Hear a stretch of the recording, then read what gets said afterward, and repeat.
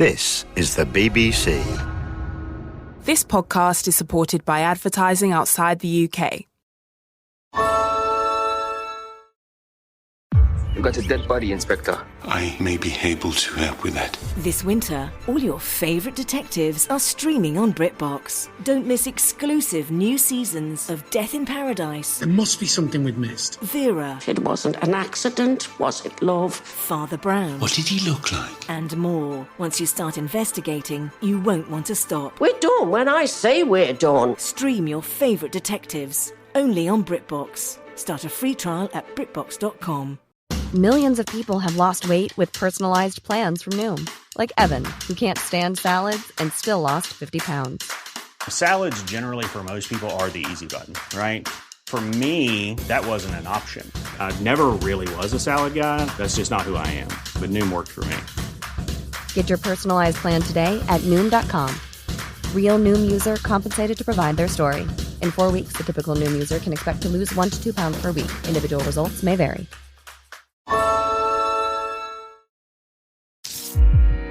BBC Sounds. Music, radio, podcasts. You may think you don't like bitter foods, or perhaps, like me, you love them.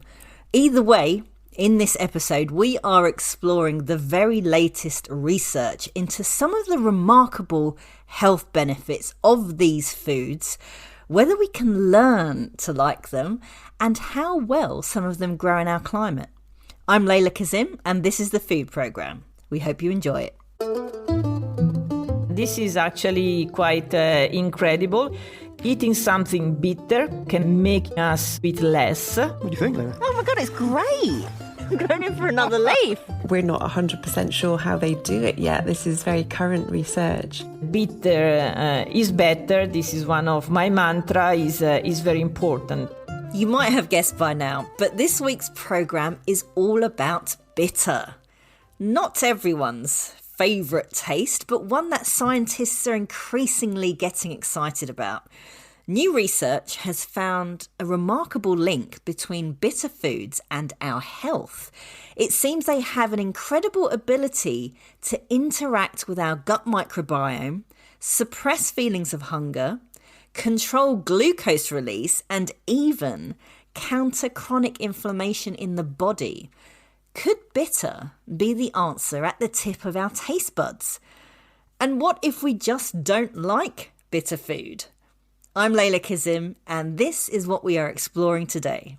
I am Gabriella Morini. I am a researcher on taste science at the University of Gastronomic Science. I work on taste since 1988, and at the beginning of my work as a researcher, not much was known about the receptors in general for taste. There has been evidence that taste receptors, and among them also bitter taste receptors, were not present only in the mouth, but also in other parts of the body.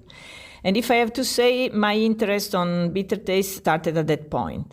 Those discoveries are kind of amazing, that there are functions of it in different parts of the body. So could you tell us a bit about recent scientific breakthroughs in terms of what we know about the health benefits of bitter? In the past, the idea was that in general they were saying they had some antioxidant activity and so. But in the last few years now we know that it has at least activity at two other levels.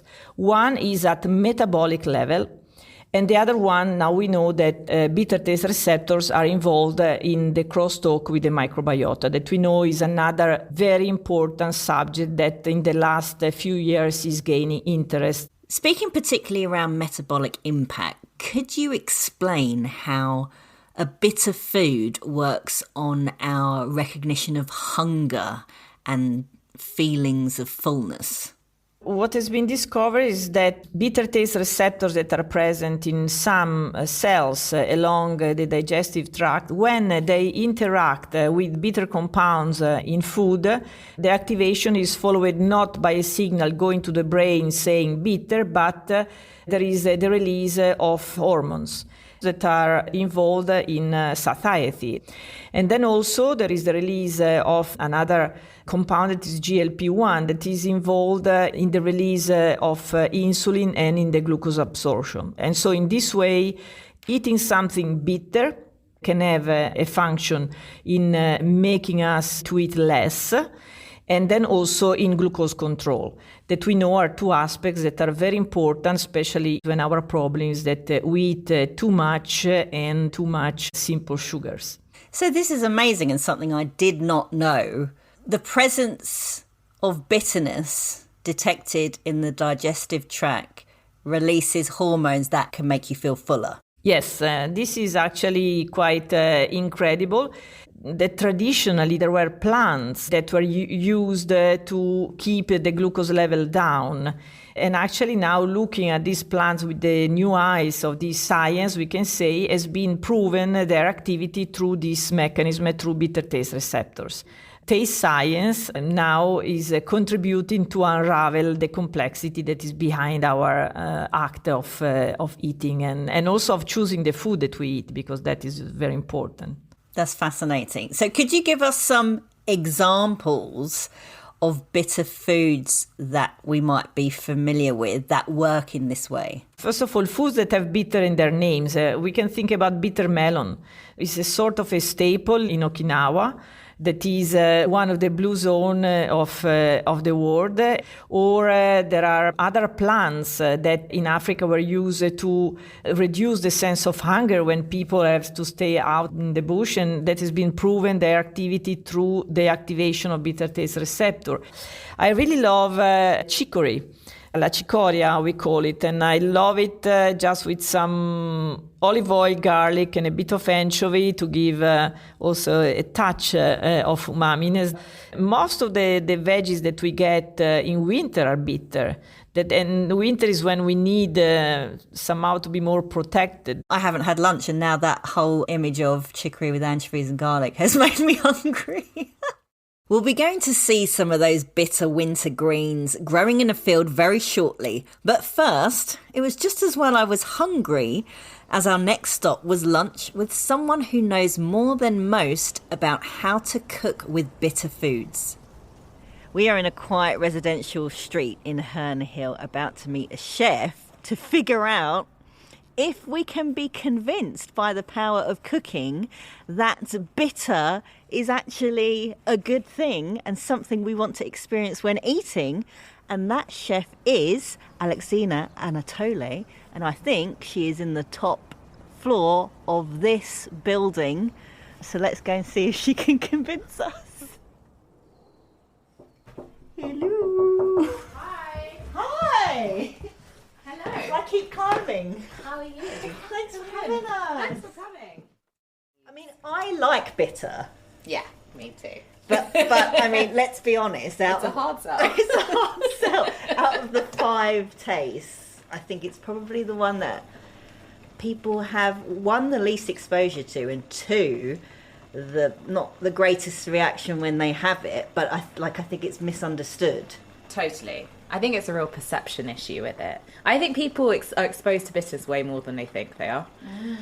But there's this perception of bitter and negativity, both in terms of emotions and food, right? Yeah. Bitterness is generally an undesirable trait. Yes.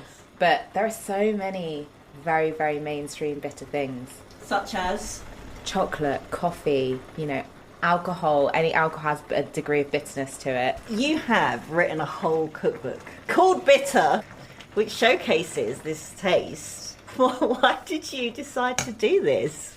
It sort of came about because when I was on MasterChef, the judges kept commenting on my use of bitter flavours. And I didn't really know why I'd lent on those so much during the competition, but I did. And it was only after, because going on a show like that could have revealed some of your own food philosophy to yourself. Okay, so you have just strained some kale, which you've blanched. Yes, and I'm actually going in with also some Swiss chard here. We're making a bitter greens borek, and this is really, any greens can go in here. So I think we've got some Cavolo Nero, we've got some Swiss chard. I'm going to put a bit of leek in there. Spinach. Even though spinach these days doesn't feel very bitter anymore, does it? think what I found interesting when I was researching the book was finding out that actually we were kind of breeding bitterness out of our food, because that's slightly concerning to me. I think it should be concerning for all of us. We've got so much processed food now that has very high amounts of salt, but also sugar, even in savoury foods, that I feel like our palates are being changed. Then when we buy our fruit and veg and it is less bitter, we're also losing that ability to handle bitter flavours, which is, I think, a really big problem. But yes, really, this is a very flexible recipe, so it's whatever you kind of have. Right. So we're going to add some flour, which will just help absorb the excess moisture. Going to add some eggs to help bind the So flour. straight in the blender. That's straight in. As you do. You want to zest in some lemon. Nutmeg. I put a little bit of maple syrup. So it's just, again, we're thinking about the 5 tastes. You're kind of getting some bitterness from the leaves, some kind of allium heat from the spring onions, and then we're also going to run feta through it for additional saltiness. Have we included everything? Yes, I think so. Oh, and my garlic that I've got in here. I do think that bitterness can make your food more exciting. And it is not about knocking you over the head with bitterness, but it's saying that it deserves a place in your cooking. Wow, look at that. Basically, we have a long rectangle of pastry that has had a big fat piping of filling down one edge, and now Alexina is rolling the pastry. So it's going to be a really long sausage. Yes, exactly that. Which you will then wind into a spiral. Correct. What I've done with this as well is not roll it, but actually just cut it. So you're almost making little vegetarian sausage rolls, really. And that's really good if you're having a party and doing finger food. And yeah, and you brush any remaining melted butter over the top as well. And then it goes in the oven.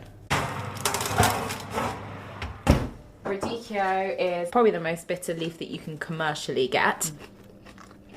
That's got a bitterness to it. Yeah, that's nice. And they're very beautiful radicchios. They're sort of like this vibrant reds, pinks. This is sort of a gorgeous burgundy colour, beautiful veining. Nice. It's nice. It's sort of really nice. When you have it as well, it's sort of refreshing. Let it heat up, and then we're just going to flash fry the radicchio, and then what we'll be adding to it is some balsamic vinegar, which has obviously sweetness and slight tartness. So that will provide a bit of the balance against the radicchio, as will the burrata, which is obviously a dairy product. It's kind of creamy and it's got sweetness to it. And I think the combination of protein and a little bit of sweetness and fats are what provide some balance for the bitterness. While we wait for the borek to cook and to prepare us a little ahead of tasting, here's Gabriella again explaining the evolutionary basis for why we can actually learn to like bitter foods. It's very important to know that we learn to like the food that we eat, because we are not koalas. We eat for many reasons. And we know that also that the most important organ of taste for humans is our brain, actually is our mind. So do you think by improving our taste education that links with healthcare at all? Nutrition for a long time, when it started, was just a matter of calories. And now we know that it's not just a matter of that. We know that babies that are a few hours old are able to make us to understand they would prefer a bottle with more caloric content. We have to think that we have about 6 million years of evolution behind us, and there's been 6 million years of scarcity. And so we develop this strong preference for the macronutrients. Growing old, we learn that not all what is toxic is going to kill us, and actually many bitter things are also good for us. Well, that came out good. It's lovely and golden brown and looks very crispy. Yeah, it's great. I can taste the nutmeg. The greens, nutmeg, lemon, zest. If someone listening who kind of recognised they didn't have a lot of bitterness in their diet wanted to try a dish to kind of ease them into it, what would you recommend would be a good place to start? So start with what you like, and then go from there. And a good way in is a dessert, because bitterness can make for wonderful desserts, and there's enough sort of other stuff going on to balance it out. Thank you so much for this picnic of this wonderful bitter green burdock. I'm already quite a fan of bitter, but I think if someone wasn't and they ate the things that you cooked today, they would be convinced. It's been such a pleasure having you in my kitchen. Pleasure. See you later. Really nice to meet you. Lovely to meet you. Well, that was fab, wasn't it? It was.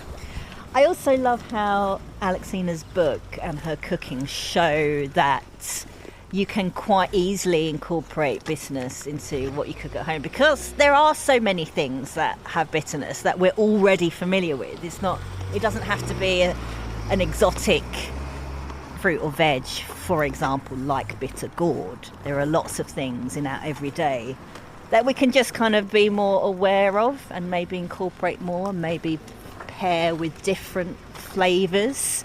And where are we going now then?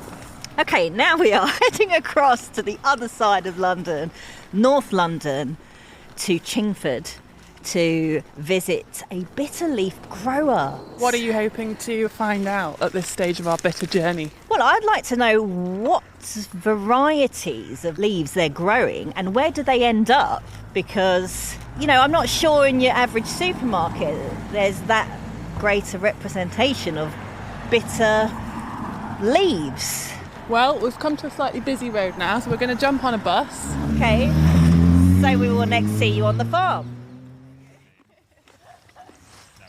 After our epic trek across London, we have finally arrived at the gates of Hawkwood Plant Nursery. It says, home of Organically Workers Cooperative.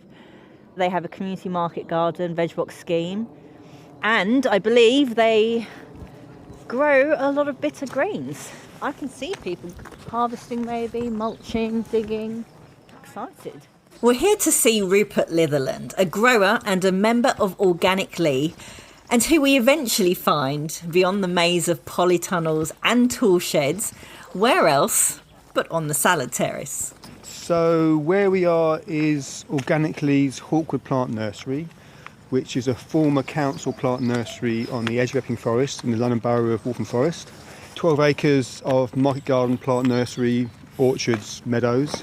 So you might hear the odd plane because we are under a flight path, but we are here to learn about and to see the bitter vegetables that you're growing, the bitter leaves. Mm-hmm. And is that something you focus on as one of your crops over winter? It is, yeah. The story is that we have, like a lot of small-scale growers, we've really developed a mixed salad leaf offer. And that's a great thing to grow locally, whether you're on your balcony or your allotment, because you get really fresh, super nutritious leaves. You get the kind of range of leaves that you don't get in the supermarket salad bags. I did count it up last year. We did 141 different leaves throughout the year. And the trick is to try and get a nice balance of flavours, textures, colours throughout the year. In the winter, you tend to find that some of the more interesting, successful salad leaves tend to be on the bitter end of things. Now, I'm not a nutritionist, I'm a gardener, but there seems to be something about those bitter elements are partly a protection against the cold, but interesting enough that as humans, that's the kind of thing we need at that time of year as well.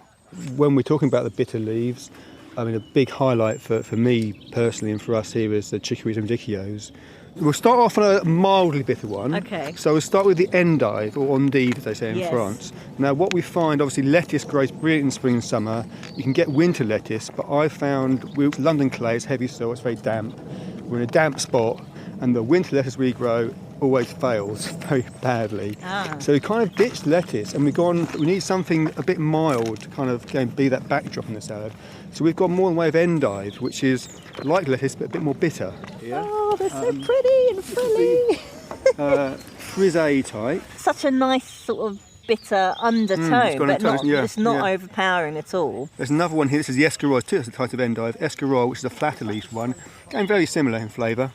Slightly different texture, slightly more kind of buttery texture. That's a completely different flavour, less bitter and a little bit of heat, I think. Right. Why do you think supermarkets don't spend time on growing these kinds of more interesting leaves? Well, I think partly it's economics. A pack of 3 leaves is much more efficient than doing an intricate 10, 12, 15 leaves per bag, and that's again where the small-scale artisan grower, if you like, has the advantage. The other thing is back to the bitters, really, isn't it? Is that the supermarkets are going for the lowest common denominator of people who really can't deal with strong, adventurous flavours and looking for something that's just relatively mild that pleases everyone. Now this is a kind of wild lettuce, right? A wild lettuce? Ancient ancestor of the cultivated form. What do you think, Leyla? Oh my God, it's great. I'm going in for another leaf. Compared to a iceberg, the bitterness there has been bred out with it a lot of the flavour, arguably. So you've basically got a bed of cultivated bitter leaves and then wild bitter leaves have just also made their home here because they know they're welcome. Yeah. So autumn, winter, early spring are really the best time for the range of interesting flavours, including bitters. Do you think these leaves could potentially replace the salads that we import someday? I would like to think so. It's funny because some people come here and they say, "Oh, this is quite novel, this mixed new salad leaf," and I say, well, when they dig up these ancient people from the bog, like 6,000 years old, look at their stomachs. There's like 60 different plant species in their stomachs. In the early herbals like John Gerard, in the 16th century, talking about saladings, and there was no hard distinction between a medicine and a salad for food, and it would be a number of different leaves, some of them quite bitter, and they ate things like tansy leaf, which even for me, is really too bitter. That's something that is really in our DNA. Is having very mixed, interesting leafy salads every day. And yeah, you're right, absolutely. You look at the sea of plastic in Andalusia in Spain and the environmental degradation that does, a lot of that's growing winter salads, and you think, well, that's something we can do here. Your locals are very lucky because they have access to what you're growing, including these lovely bitter leaves. But for people who might, not find these kinds of plants in their local shop, where could they go? Seek out your local farmer, grower, community agriculture, and if they're not doing the kind of range of stronger flavoured and bitters, maybe suggest it, because I think a lot of them will be scared to push the boat on bitters. If you don't have a garden, could you legitimately grow some bitter leaves? They're good candidates for container growing. You can get 3, 4, 5, 6, 7 harvests off one. It's just amazing how you can get such different flavours from just leaves. It's quite a lot for some people to take, the intensity of the flavour and texture of leaves, but once you kind of open yourself up to it, it's a whole world, isn't it? Yeah. Have a look at some more salad. Oh, yes. Oh, God, you've got more. We've heard a few mentions now of the fact that bitter leaves were once a prized and varied part of our diets, so I wanted to speak to a real expert. Here's food historian Neil Buttery on the history of these bitter foods. Food had a major role pharmaceutically. Everything you ate was for the good of your well-being and your health. Absolutely everything. It was much more important then than it is now, I would say. And there are no cookery books if you want to go really far back to the early medieval period, like the Anglo-Saxons, but there is a manuscript called Bald's Leech Book. Leech just means doctor, and it's just lists and lists of different combinations of herbs, spices, and other things derived from animals too, to help you. And a huge amount of those things are bitter foods. If you like rambling in meadows, you're going to recognise a lot of these plants because they're fairly common. Things like pennyroyal, it's a bit of a cure-all, that one. It's part of the mint family. That's good for any sort of stomach disorders. But people were putting pennyroyal, in their puddings and their beer and things. People were having it all the time. Lettuces were used quite a lot in medicine. And if you've ever grown lettuce and you've cut it off, just at the top of the root and taken it home, you might see some sort of milky stuff come out of it, out of the stem. And that was used, it was dried into a paste or a gum, quite commonly. And that would be used for all sorts of things. It was very bitter tasting, and it would be used to get you off to sleep to help you relax.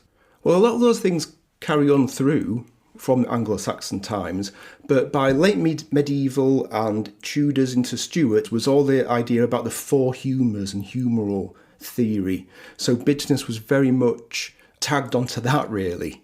If you're choleric, which sort of means you're bad-tempered, some people are kind of very over-ambitious if you've got a choleric temperament, you might even say they're bitter, in fact. What you've got to do is give them bitter foods. It's just all about keeping these things in balance with food and drink. It really begins to fall out of favour from the 18th century, really. Things become very scientific. But I do think, looking at it objectively, that I think we threw the baby out with the bathwater a little bit in throwing everything out as sort of hocus pocus. You know, at the time of the Reformation, moving to Protestantism, we put aside a lot of the folkloric, the knowledge that we had as old-fashioned Catholic and kicked it out. So we lost a lot of stuff, and it's taking us a long time for it to start seeping back in. And so it's great that scientists now are able to put through so much data so quickly, stuff that we couldn't do even 10 years ago, and we can find these patterns that people were telling us, shouting at us 300 years ago. In the manuscripts, when we read them now, you know, they were right a lot of the time. Neil Buttery, food historian and author of A Dark History of Sugar. From how we ate in the past to how we eat today, we called on our very own modern-day apothecary, registered nutritionist Dr. Lucy Williamson, whose work connects the very latest health research in food with the behavioural change needed to encourage us to actually try it.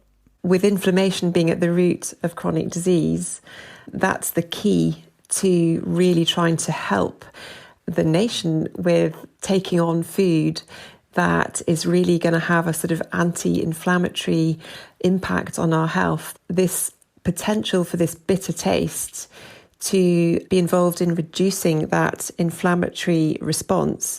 We're not 100% sure how they do it yet. This is very current research. But I think it's exciting because it's a different type of approach to using our food for our health. So, for example, if you're on medication or just living with a chronic disease like diabetes, cancer, all those produce a build-up of substances in our body which, if we didn't remove them, would become toxic. Our liver and our kidneys and our lungs, they're doing that detox for us every day.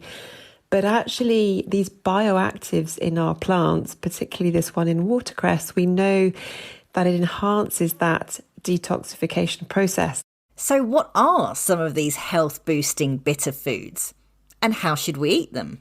I mean, I guess brassicas is the obvious one. Sprouts, cabbage, broccoli, and then you've got nuts like walnuts, for example. If you think about it, they have a very bitter flavour. It's just important to recognise the ability, actually, of our taste receptors to really be telling us good things. You don't have to really go all out bitter. You can add in other things to help with that flavour. So I love mixing watercress with pears. The two just really work together, and some frozen peas in there as well for a bit of the texture, and you get this really bright green, quite sweet smoothie with a little bit of a kick to it. Yeah, bursting with goodness. In many ways, everyone we've spoken to today has their part of the story. We've got the chef creating exciting ways of eating bitter, the taste scientist with new studies at the cutting edge of what these foods can do for us. We've got the historian, the nutritionist and the grower on the edge of a massive capital city as a climate-friendly winter salad alternative with the nutrients to boot. To summarise, here's Gabriella explaining why all of this matters. What we started to understand now since a while is that food can be, in one side, a very slow tool of death. And that's why today we look not just on how long we live, but is the quality. How long is the time without disease? It's clear that food could be one of the best tools for our health that we can have. The food programme was presented by me, Leyla Kazim, and produced by Nina Pullman for BBC Audio in Bristol. We got a dead body, Inspector. I may be able to help with that. This winter, all your favourite detectives are streaming on BritBox. Don't miss exclusive new seasons of Death in Paradise. There must be something we've missed. Vera. It wasn't an accident, was it, love? Father Brown. What did he look like? And more. Once you start investigating, you won't want to stop. We're done when I say we're done. Stream your favourite detectives, only on BritBox. Start a free trial at BritBox.com.